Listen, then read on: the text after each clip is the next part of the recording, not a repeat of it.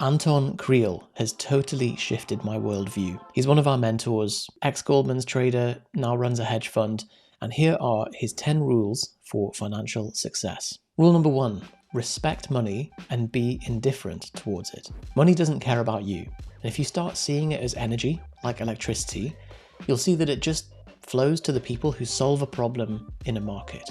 And that's actually a really freeing thing. By cultivating indifference towards money, it no longer controls you. You're no longer making your happiness conditional on having a certain amount of money in the bank. Generally, if you're miserable without money, you're going to be miserable with money. From early childhood, we pick up a lot of negative conditioning around money, and that impacts our beliefs and our behaviors. And what ends up happening if we haven't examined that conditioning is we're kind of driving with the brakes on. The way that the negative conditioning usually manifests emotionally is greed or fear or shame around money. We've all been told stuff like money is the root of all evil, or being made to feel guilty or ashamed for having money, or feeling like we're not deserving of financial success, or that you see someone else who you think they don't deserve the success that they've got. Or maybe believing that money is scarce and you've got to stockpile as much as possible and it's never enough. A lot of people have early traumatic memories related to money because it's a favourite pastime of parents to argue about money. So of course you can see that emotionally, if you're holding money at a distance, that's going to impact how you behave towards it subconsciously. Rule number 2, rent to own and understand the difference between an asset and a liability. You can use debt or leverage to become richer or poorer. It's just an instrument and it depends on how you use it. Just like you can hurt yourself with a knife, or you can use it to make a delicious Waldorf salad with celery and apples and strawberries if you're really posh. The house that you live in is a liability. It's not an asset unless it's cash positive, which is very rare. There's hidden downsides to owning a house. There's the opportunity cost of the capital. There's being tied down to a location. There's the market risk. There's the fact that if your boiler breaks, you're liable. So the house that you live in is a liability. It's not an asset, as most people think, unless it's cash positive. So Anton suggests renting, because then you can do something that's higher return with the capital that you would have otherwise had locked up in the house, rather than what most people do, which is leverage themselves up to the eyebrows and get the most expensive house they're able to possibly get a mortgage on, and then get a BMW on finance, and then they're living with razor-thin margins. That is how to set yourself up for a financial blow-up. Rule number 3, build your own infrastructure. Other people's infrastructures are not going to get you rich, they're often bloated, and they don't always have your best interests at heart. Basically, Anton is saying that don't rely on the system to save you. The pension system, the medical system, the insurance system, these are daily decisions that have huge impacts on your life, and most people outsource them. Why wouldn't you take responsibility for your pension or for your health? Of course, if you're unwell, see a doctor, but there's so many daily decisions that come before the day you have to see one that are in your control. Rule number 4, go traveling, get perspective, get your dream life. Basically, you don't know what you don't know. And if you rent, you live light, you can then travel and expand your mind. And it's much easier to do that when you're not tied down to the monthly payments on your BMW and your massive mortgage payment and the interest rates rising and all of that stuff. Rule number 5, recognize that risk is subjective, it's not two-dimensional. This was a massive one for me. So imagine you're in a job that you hate, but it's paying 30k a year, and you want to quit, but you fear because your downside is 30k. No, it isn't. Your downside is much less than that. Let's say you quit your job, you start your own side hustle, and everything goes absolutely tits up. Fine. If you had to, you could easily walk into a job that pays minimum 26k. So your downside is £4,000 per year, but your upside, infinite. Just because you quit your 30k job probably doesn't mean that you're going to be out on the streets. You'll be able to find something. When you can zoom out and correctly assess the true upside and downside of a decision, you can make that decision with a lot more clarity and calmness. Rule number 6, seek out alternative education. The modern education system doesn't need any introduction. Knowing what you know now, would you go back through 16 years of school as it was structured? Probably not. How much money has Pythagoras' theorem made you? Okay, I'm being a bit facetious, but has the stuff that you've learned in school made you rich? I know exactly what the return on investment of my medical degree was, and it was negative.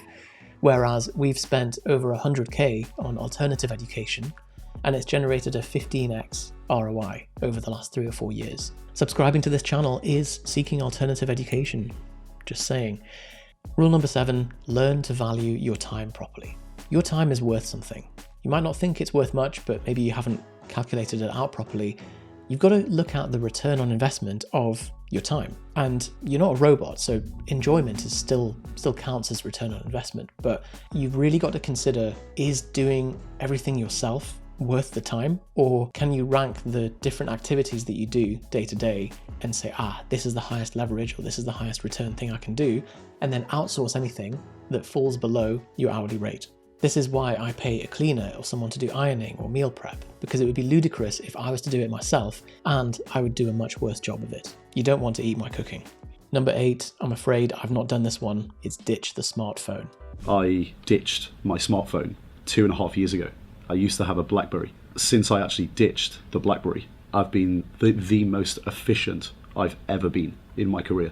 I definitely see the wisdom in this.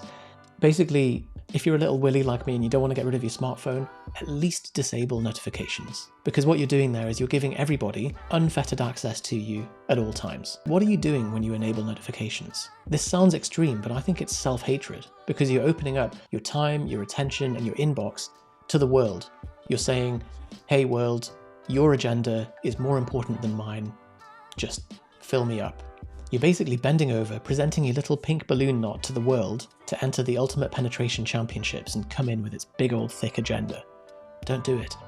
This kind of ties into number 7. In Anton's words, if you make yourself available at all times with your phone, you're basically saying, I'm available for free and you can come and waste my time whenever you want, and I value my time at 0.